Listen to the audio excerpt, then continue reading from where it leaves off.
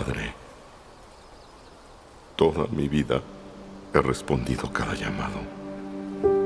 Al honor, al deber, a la guerra.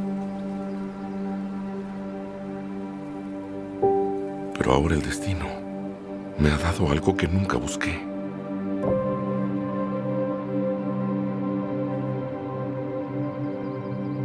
Una niña.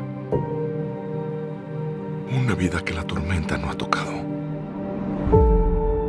Otórgame la fuerza de los padres de todo, para poder combatir una vez más, derrotar a un último enemigo y regresar a casa con ella. En vez de un guerrero, seré un padre amoroso.